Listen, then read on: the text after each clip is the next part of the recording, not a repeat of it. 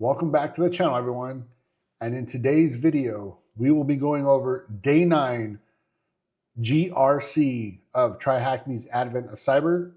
Should be pretty new. I think this might be the first one of GRC. I don't remember the other ones that well. Did all of them, but don't remember a GRC specific. So that being said, let's not waste any more time and get right into this video.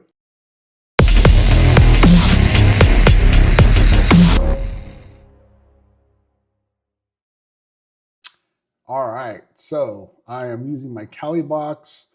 I don't think I'll need it, but I will start it just in case.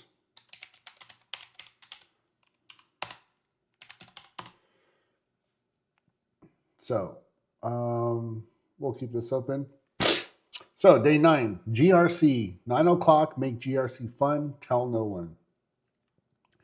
GRC could be complex. Have never been part of a GRC group internally for cyber. However, as far as the audit compliance, business continuity, crisis management piece, where this has evolved from, I have worked and been part of those groups in the past. Now GRC has pretty much has grown from those groups and transformed into this governance, risk, and compliance group within cyber. And they also touch other things as well, as long as it touches the cyber aspect of an organization. I may have said that wrong. Some people might disagree, but that's how pretty much it was explained to me from the beginning years. It's probably changed over the time. That being said, let's go over this real quick. McSkitty and Glitch want to hire an e-discovery company to process some forensic data for their investigation. They have invited bids from third parties for this purpose. 3 companies have bid for the project. McSkitty and Glitch now have to do a risk assessment on all 3 of these companies to identify the one with the least amount of risk so that they can move forward. All 3 companies were required to fill out a questionnaire based on which a risk assessment will be done. Introduction to GRC. GRC stands for Governance, Risk, and Compliance, which plays a crucial role in any organization to ensure that their security practices align with their personal, regulatory, and legal obligations. Although in general, good security practices help protect a business from suffering a breach, depending on the sector in which an organization operates, there may be external security regulations that it needs to adhere to. Let's take a look at some examples in the financial sector. Reserve Bank regulations, SWIFT, CSP, and data protection. I'm not going to go over all these. Please read, again, especially if you're new or you have no familiarity with GRC.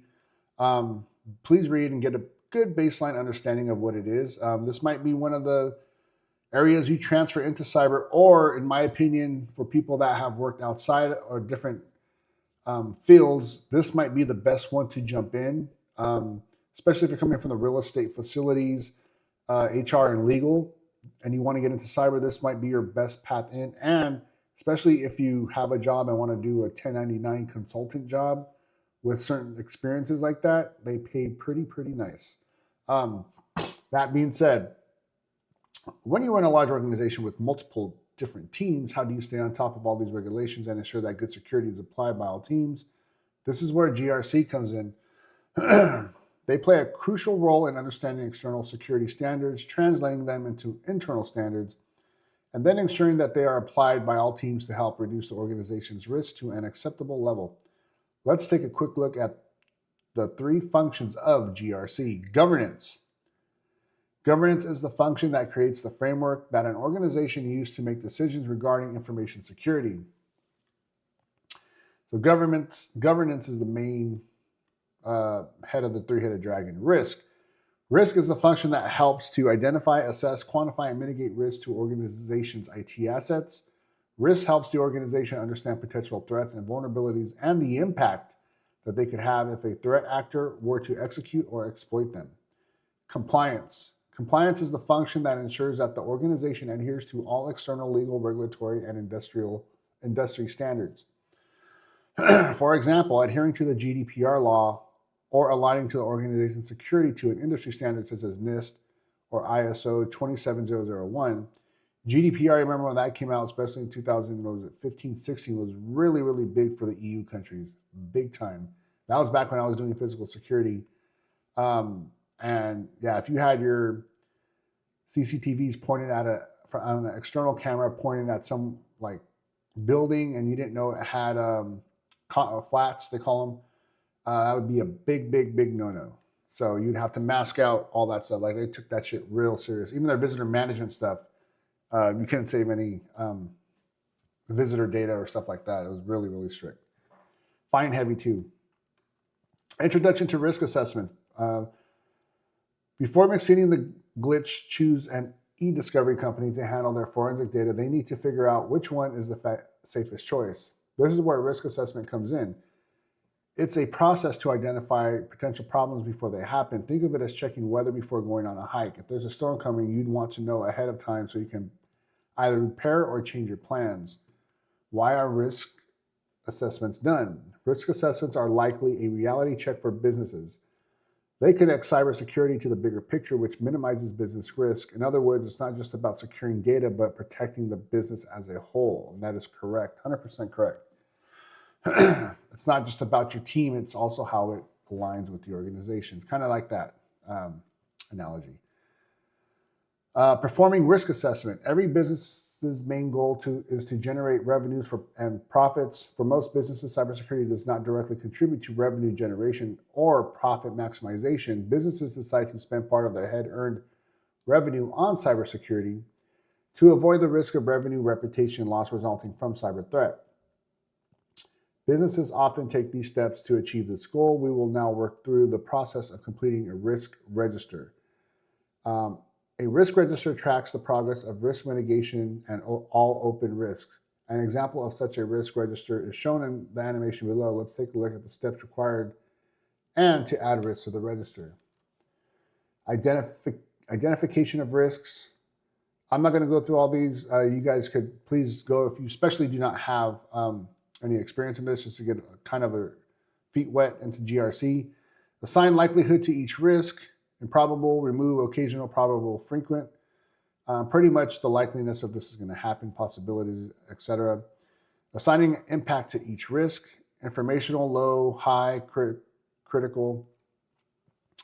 Yeah, if something's really critical, that's like shit hit the fan kind of thing. All hands on deck. Incident response. Risk ownership.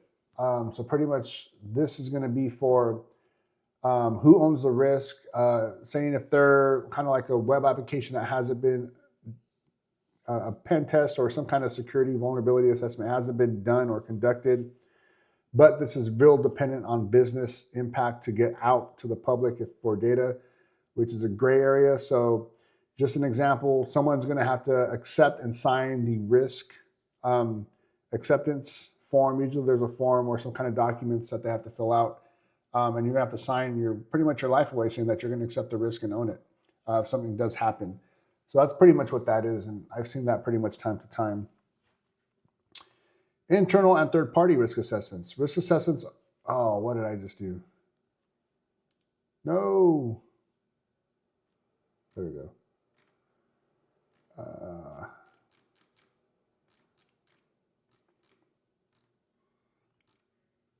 Risk assessments are not just done internally in an organization, but can also be used to assess the risk that a third party may hold to our organization.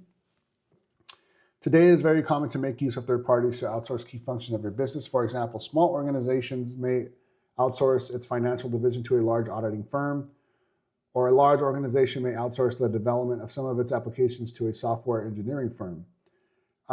So pretty much that is true. And then also you have some firms like the Big Four doing GRC work, compliance, auditing, stuff like that, business continuity, disaster recovery, pen testing, PwC, KPMG, Deloitte, and I don't know who you would call the fourth one. I always hear the four. But NCC Group does some of that, UV Cyber, for at least from the pen testing standpoint. Why did it do that? So yeah, that's pretty much what that is. Why do companies do internal risk? Internal risk assessments help companies understand the risk that they have within their own walls. It is like taking a good look around your house to check if there are any leaks, broken windows. Why do companies do risk assessments for third parties? Companies don't just assess themselves, they also need to evaluate the risks that come from working with other companies like vendors, suppliers, or partners. This is called a third party risk assessment, and it's important because one weak link in the chain can affect everyone. And that is very true. Very, very true. It's like one bad domino and they all fall. It's going to happen sooner or later. Let's make it simple. McSkitty and Glitch want to make sure that whichever e-discovery company they choose won't leak or lose sensitive data. So they'll be reviewing if these companies have good security measures to keep data safe, follow data protection rules, align with the security standards that McSkitty and Glitch have in place.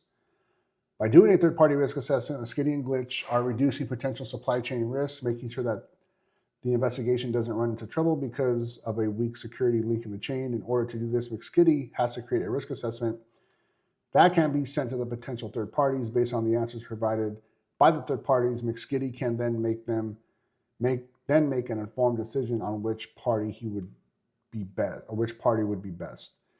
Procuring a partner, good old procurement. Let's put this knowledge and start the static site to attach to this task by pressing the view button below. You'll be assessing 3 vendors based on their responsiveness to security questions for each vendor. Review the vendor's response for each security question, identify the potential risks based on their responses, and add it to the risk register. For each risk, provide a clear description of the risk. Rate 1 to 4, where 4 is highest. Rate the likelihood 1 to 4, where 4 is highest. The risk score is automatically calculated by multiplying X likelihood. The vendor risk score is the sum of all risks that the vendor your goal is to identify the vendor with the lowest risk. Got it. All right. Let's get that freebie out of the way. So we only got 2. What does GRC stand for? Governance, risk, and compliance. But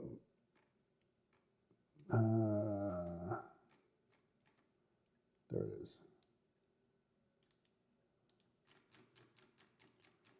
I'm lazy to type, and I probably would have typed governance wrong. What is the flag you receive after performing this risk assessment? Okay, so purple Hydra. Vendor 2, teal falcon. Vendor 3, amethyst tiger. All right. Question 1. Data in transit and data at rest needs to be encrypted with AES encryption. As a requirement for this project, what type of AES encryption does your company use for data in transit, and data at rest?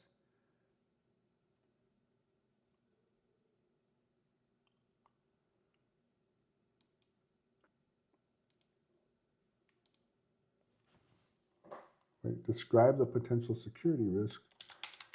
Is it low?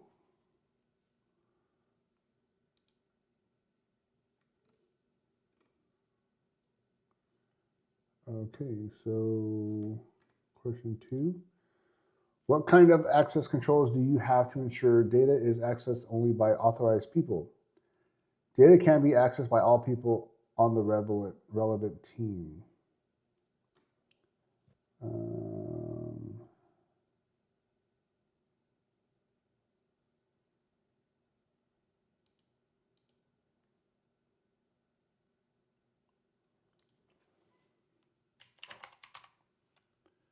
Wait, what is it? What is the potential?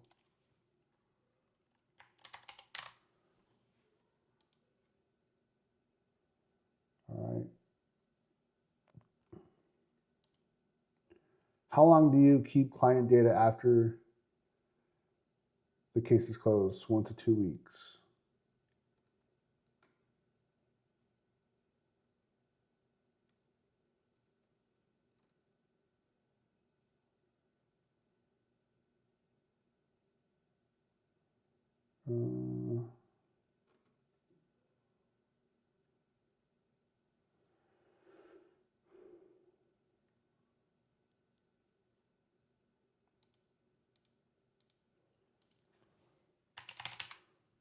I'm assuming that it will be low.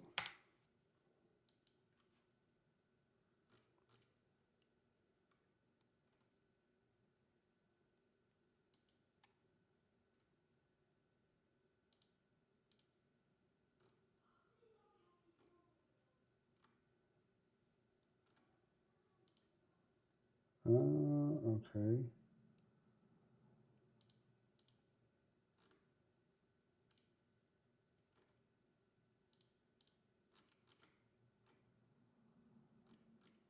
This is weird.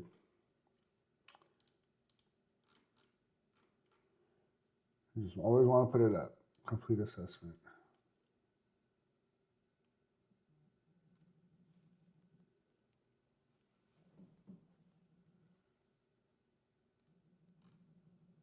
All risk assessments must match the expected impact and likelihood values before proceeding. 3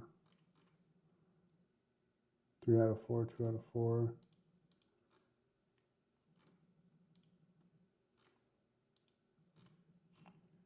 All right, let me figure this out. So this thing is all jacked up. However, I will say that this is good to go through just to get a general idea on how you get these risks of the impact level, likelihood, and also, again, if you're new to GRC, you're going to be building out a lot of things, different types of risk level and likelihood levels called risk matrices. This is good. However, this little thing doesn't make sense and doesn't align. Most of the questions are all the same for all the different vendors, all three of them. So yeah, it was weird. So just go and click. This wasn't a really good example as far as a little quiz or little lab. But as far as the information here was great. I was not happy with this. So just go in and click. A lot of it, it's not going to mix and match. Some might, but yeah, you'll understand what I'm saying. So I just went through that. Let's go ahead and complete assessment.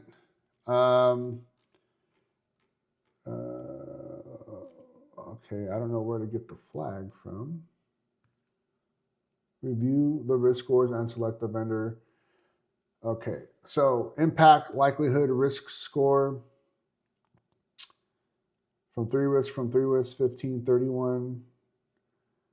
So Turk is my sign for any kind of CTFs or exams that I use, whatever. I always use Turk or Turk 408, 428, 428, 332. So it looks like Teal Falcon is going to be the vendor to select.